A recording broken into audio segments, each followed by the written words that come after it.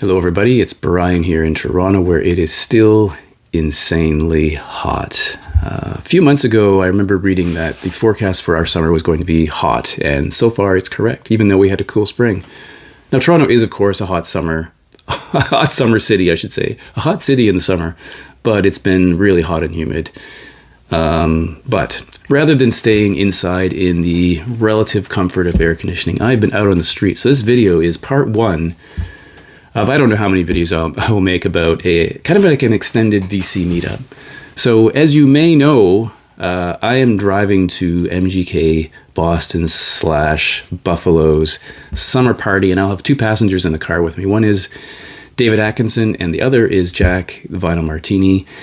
And so David Atkinson came into Toronto on Saturday, and so I have been lucky enough to meet up with him. So let's talk about day one, which is Sunday. Now, on Sunday, I cycled down to the harborfront where I met up with David, and we had a few minutes to chat. It had been raining, but it stopped as I was cycling, and then the sun came out, and it became super hot.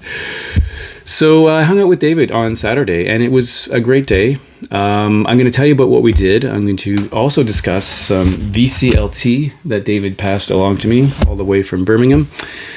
And yeah, that's all I'm going to say by way of introduction. I will put in some clips of our day after we got to know each other for a few minutes. And again, you know, it's like I've met many VC members now. I think I've met 21 or 22 VC hosts. So it was actually, again, quite nice to meet someone else. And again, he is exactly as you would expect from his videos. Very nice, personable, friendly, knowledgeable man. So it was really nice to get to know him.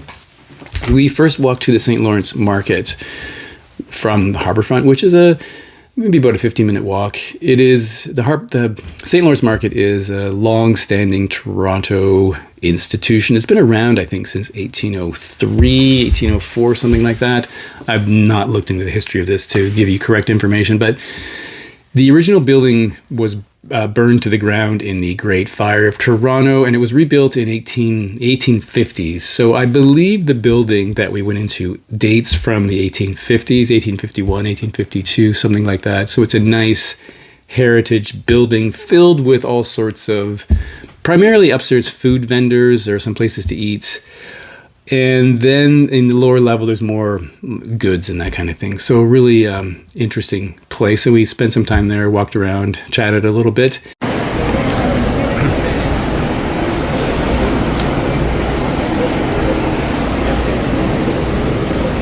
So look who this is.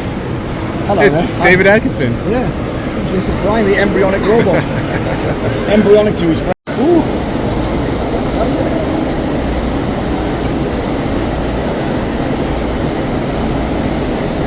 I guess to keep the lights low over here. Is this low light good for the meat? That looks a bit refrigerated, maybe.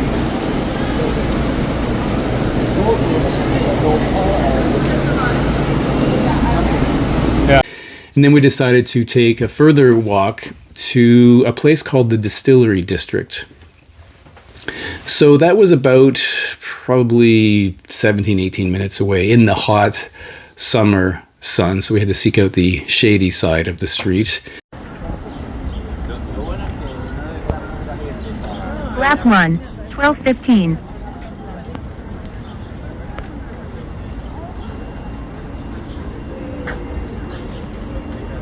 Oh, we meet again. Now, the Distillery District is a very interesting place in Toronto. It's filled with heritage red brick buildings. I mean, Toronto was known as a producer of red bricks back in the day. And it was the Gooderham and Worts distillery. They produced, excuse me, millions of gallons of, from what I understand, alcohol. It was later purchased by a different company, but when it went out of business, that area sat abandoned essentially for years. And in hindsight, it's kind of amazing that, I mean, some of the buildings were lost, but it's amazing that these buildings survived because they were just sitting there abandoned, these old red brick buildings. But the whole area was revitalized in the 1990s, I think. And what we have now is this really interesting destination filled with old heritage buildings that have been converted into restaurants and bars and coffee shops. There's lots of programming. It's a really cool place to go. So if you're in Toronto, I recommend those two places. Yeah, it's nice that they've done something in this sort of area. It's really good. Yeah. Toronto lost a lot of heritage buildings years ago, and it's kind of depressing, really. Oh, have they? They did the last gig last weekend, I think it was. I didn't see it. Did you watch it? I did, yeah. They only played for 25 minutes. Really? 35 minutes. That's probably all they can handle. Ozzy's got Parkinson's and he's in a chair. Yeah. But the chair is grand, it's typical. Typical what you would expect. Well, there is a cannabis store over there. Okay. I've got to be careful I'm crossing the US border. We're going here. So while we were there, we stopped for a drink. Oh, hey everybody, I'm here with David Atkinson. What are your impressions of Toronto so far? I'm overwhelmed. Because I had this idea that... Because I've been to Calgary before. Yeah. And Calgary, I don't know whether you've been before, it kind of feels like a provincial town. I thought all cities in Canada were like that. Right. But this is like a big metropolis. Yeah. It's huge. Sure. And it's kind of... My phone wasn't working, so I couldn't use the maps. And I was going out the hotel, and I was kind of just trying to follow my nose to work out where to go here and there. And so far, so reasonably good. But it's impressive. I mean, the weather's been it's hot, Brutal. hot, sweaty, thunderstorm this morning. But we're in this distillery district right now, and it's kind of got like old school, old buildings, so old quarter. Everything else seems to be pretty modern to me, typical North American city. Yeah. But I'm quite. I was a little bit disappointed with the waterfront. Really? Yeah. I thought it'd be kind of picturesque. Yeah. But it's. I don't think I'd be mooring my boat here I think if I had a boat. I think the waterfront is better from the island. If you go to the island, because there are beaches on the island, and you get a really great view of the city across the harbor. Yeah. But I mean, I guess the thing is that Toronto's harbor was very industrial at the time, and they're actually building. They just built a new island. I don't know if you know this called. I think it's been changed. It was Villiers Island. I think the name has changed at the mouth of the Humber River. That's a really interesting development. So. Yeah. Also, if you go, I think I mentioned, if you go west of here out to the Humber Bay Park, that is a really nice park with an excellent view of the harbor. So. Oh, I mean, if I could spend some serious time in this city, I know that on four wheels I could see some fantastic countryside and waterfronts around here. That's true. But it's like my first day in here, so those are my early impressions. Haven't seen a record shop yet. No. And but I did learn something really important this morning, that the exchange rate between the Canadian dollar and the pound is more favourable than I imagined. So the big question hanging over tomorrow's record shopping outing is it cheaper to buy records here or in Buffalo? Right. I'm going to guess it's Buffalo. Really? Yeah. So. So I might have no Canadian pressings to take home with me. Yeah. I want to have some maple syrup though. First time I went to England, the exchange rate was $3 Canadian to a pound, and I found that brutal. But I know it's better now. But Buffalo, I bought records in Boston. I think when I went to Boston, the records were pretty similar, I would say, after the exchange rate. When I flew to Boston to go to Cambridge, right, on a course training program I did 15, 20 years ago. And I did some record shopping in Cambridge. Yeah. Fantastic. Wow. I picked up Taj Mahal double album for $3. Whoa. Yeah. Pat Metheny, As Falls Wichita, I picked up for about $5. Yeah. Really, really good prices. I was well impressed. Amazing. Loads of students. But that was before the vinyl boom. Right. So now everything is like 4 times the price. Exactly. All right, well, our glasses are empty. And, I guess are we moving on? I think we are. All right.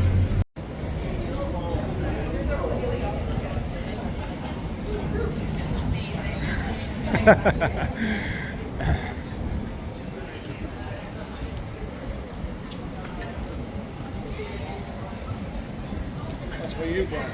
The young son. That's right.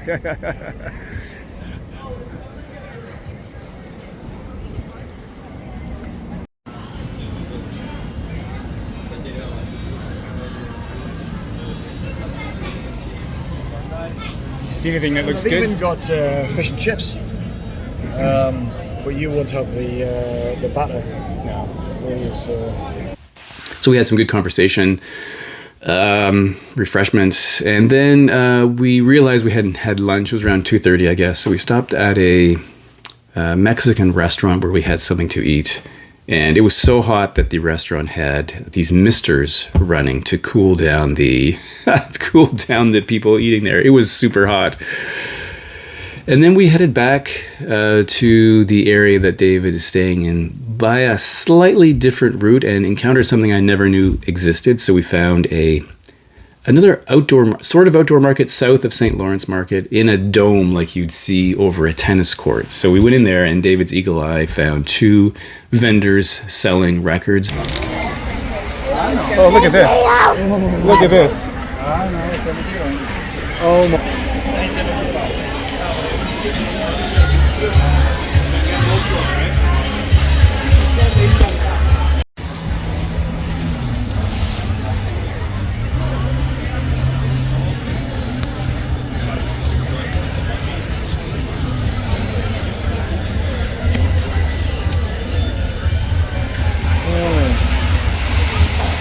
That's a nice company of that.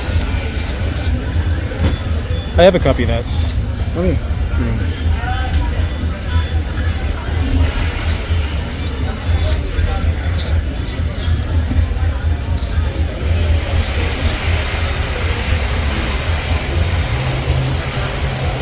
I did buy something, but I'll put it in a future recent finds video.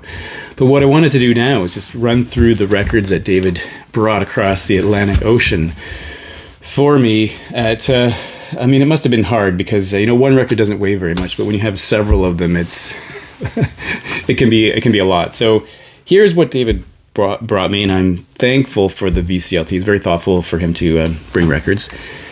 I'm going to start with a record that you may be surprised to learn that I did not have in my collection. I never even owned the compact disc. In fact, I have never even heard this entire record from start to finish, which is surprising because it was produced by John Cale, and that is Horses by Patti Smith from 1975.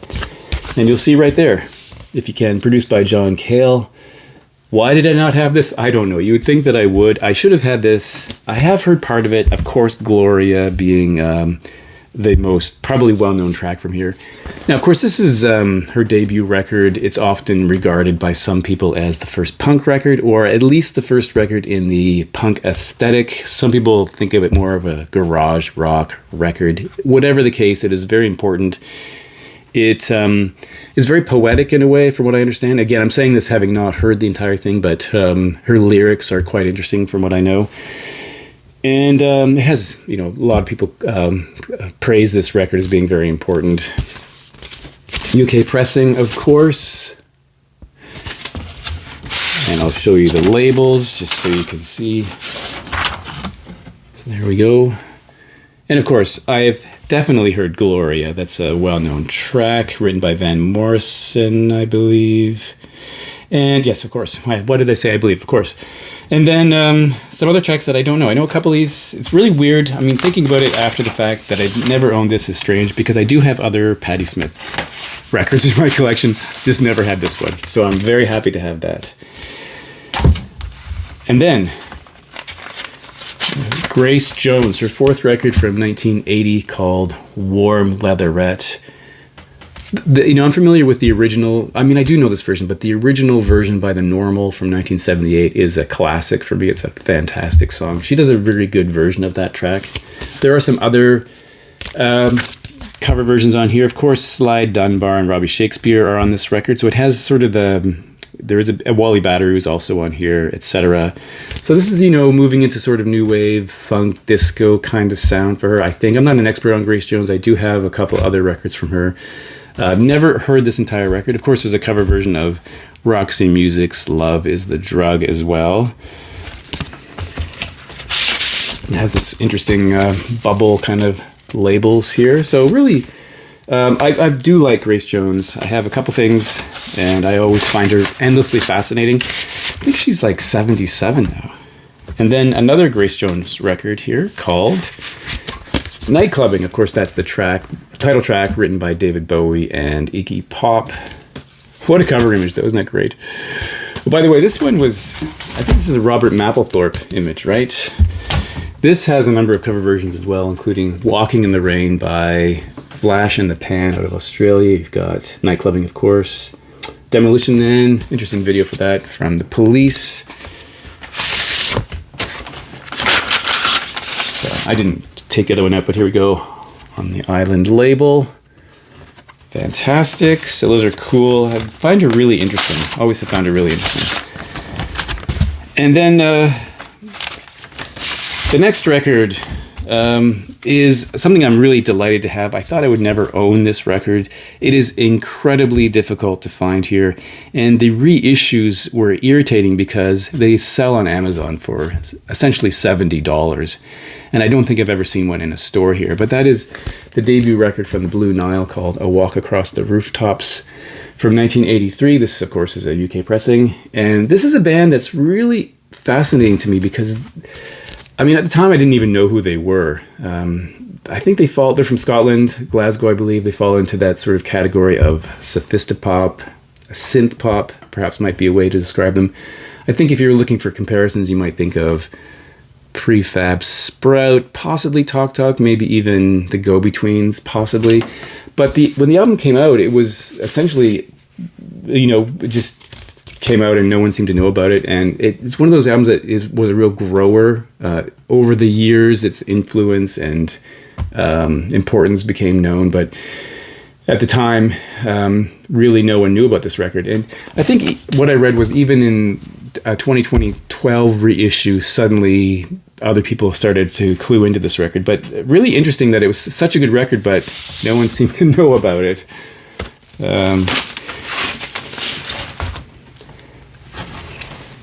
So Tinseltown in the Rain, I guess, is the one, or it's just called Tinseltown, actually.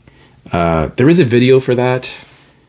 That's a good song to check out if you want to get some sense of what the record's all about. But a really great record. The sound is really great. If you like that sort of sophistopop sound, you might like it.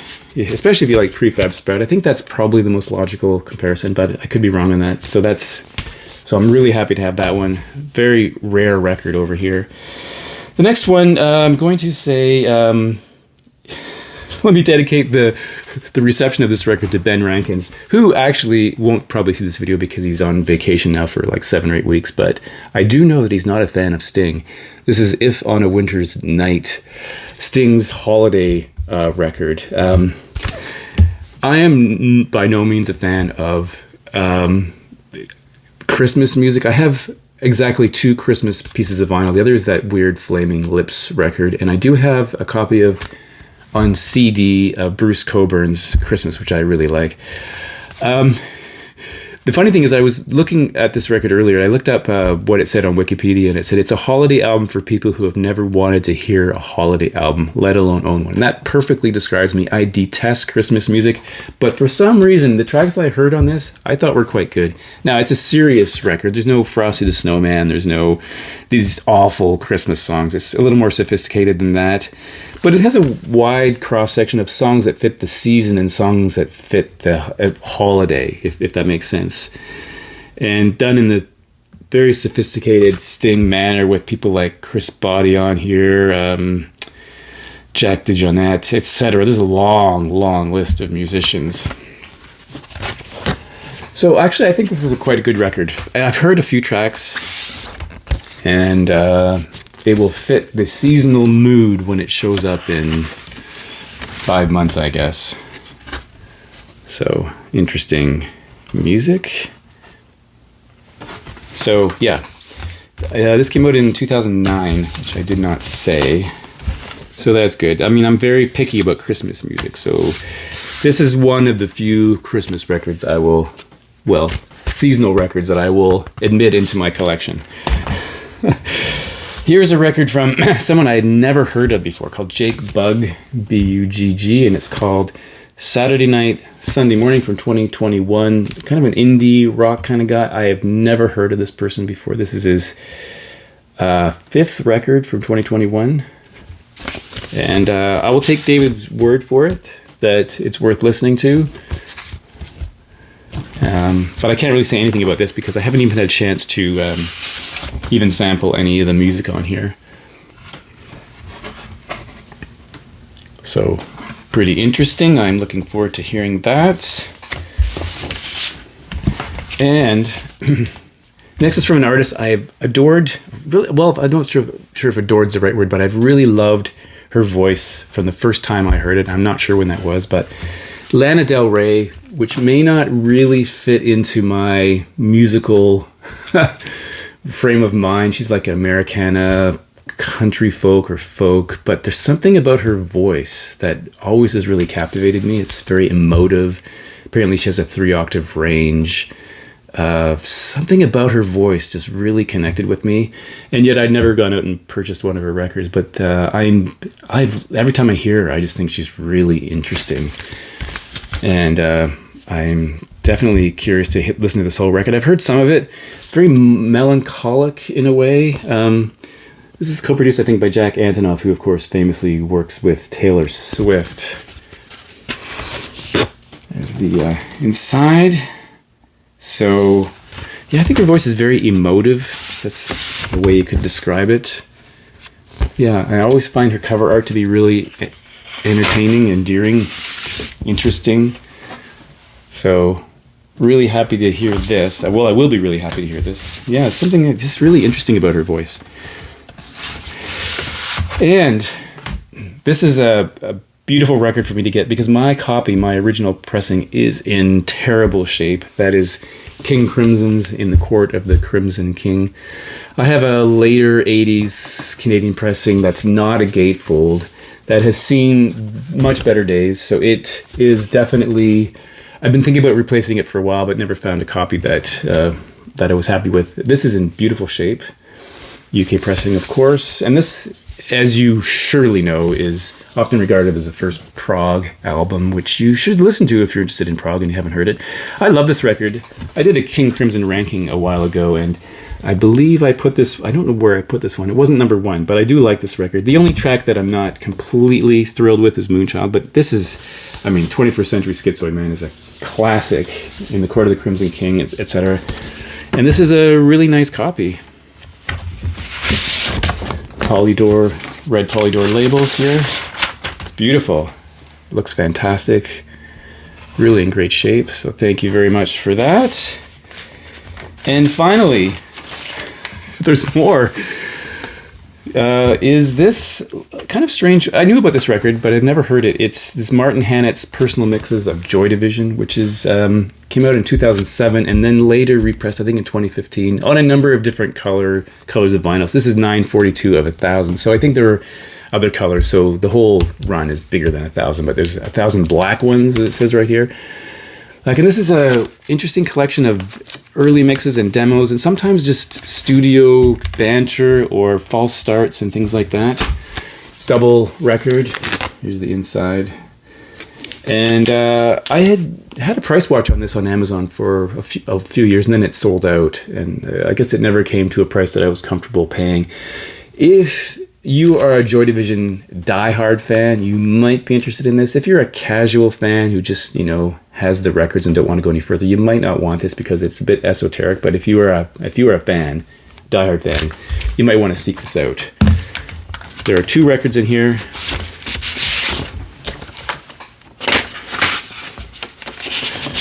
And they look like this, just like the back image. So I'm happy to have that because, of course, I am a diehard Joy Division fan. I even have bootlegs that are they sound so awful that no one would want them. Yet they're in my collection. So yes, I'm a fan of this band. So I'm happy to have that. Thank you, David, for bringing these all the way from Birmingham. Now, there will be another part of this video. I guess part 2 essentially will be, part 2 is going to focus on Monday. And then we'll see what happens. We are taking the drive down, so that'll be interesting. But thank you for watching, and I'll see you in the next video.